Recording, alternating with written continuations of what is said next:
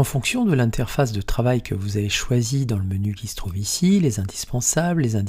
classiques, etc., eh bien, vous aurez ou vous n'aurez pas à disposition la palette de contrôle qui s'affiche là-haut.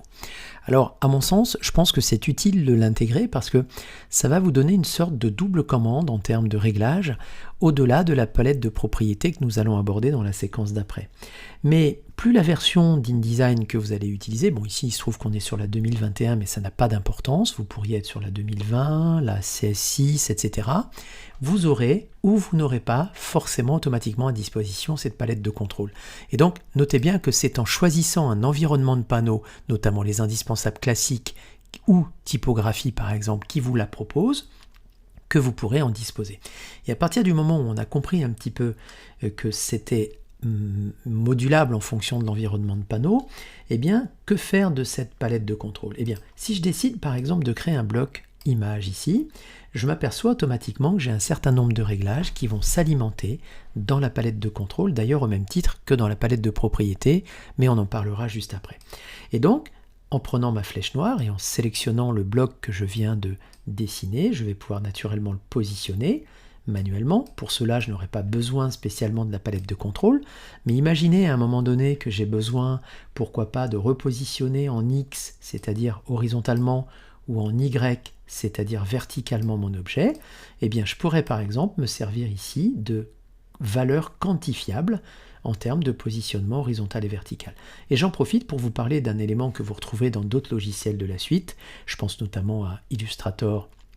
et éventuellement à Photoshop, c'est ce qu'on appelle le point de référence. Si je cale, puisque je peux le faire physiquement, je peux cliquer sur ce point-là et caler moi-même mon point de référence par exemple dans le coin supérieur gauche, eh bien si je décide ici de modifier la position en Y, vous voyez que c'est par rapport au point gauche de mon objet que le positionnement va se faire. Donc si vous vous souvenez que vos marges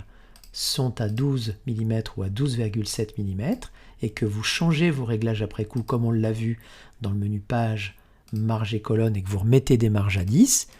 et d'ailleurs je vais cocher la petite chaîne pour recaler l'ensemble à 10 mm partout, et bien vous voyez que si je cale ici avec mon X par rapport au point gauche de référence, ma marge ou mon X à 10 mm, et bien je vais précisément caler mon objet par rapport à sa partie gauche, point de référence à gauche, à 10 mm du bord gauche de ma page. Et donc ça marche dans le même sens, si je cale mon point de référence en haut et que je demande un Y à 10, j'aurai l'assurance que le bord supérieur de mon bloc sera placé à 10 mm par rapport à la partie haute de ma page. Vous voyez, donc ici je me mets à 10 et je suis bien calé. Alors tout ça, vous le retrouverez dans la palette de propriétés. Mais bon, comme je sais que vous avez parfois des versions plus ou moins récentes d'InDesign et que vous êtes peut-être parfois habitué à utiliser cette palette de contrôle, et bien pourquoi pas l'afficher en espèce de double commande par rapport à la palette de propriétés. Donc c'est également ici dans cette palette de propriétés que je vais pouvoir intervenir sur la largeur et la hauteur de mon bloc. Donc par exemple si ce bloc là doit faire une certaine largeur, toujours en fixant mon point de référence par exemple sur la gauche pour fixer, si je puis dire, cette zone de mon objet, la partie gauche, eh bien je vais pouvoir à ce moment-là modifier sa largeur et constater ici que l'objet est de plus en plus large sans que la partie gauche soit décalée puisque je l'ai déjà positionné par rapport à mes repères de marge. Donc notez bien qu'en fonction de l'environnement que vous allez choisir, les indispensables, vous ne l'aurez pas, les indispensables classiques, vous l'aurez, etc., etc. Eh bien, en fonction de ça, n'hésitez pas à utiliser la palette de contrôle qui sera un excellent complément de la palette de propriétés.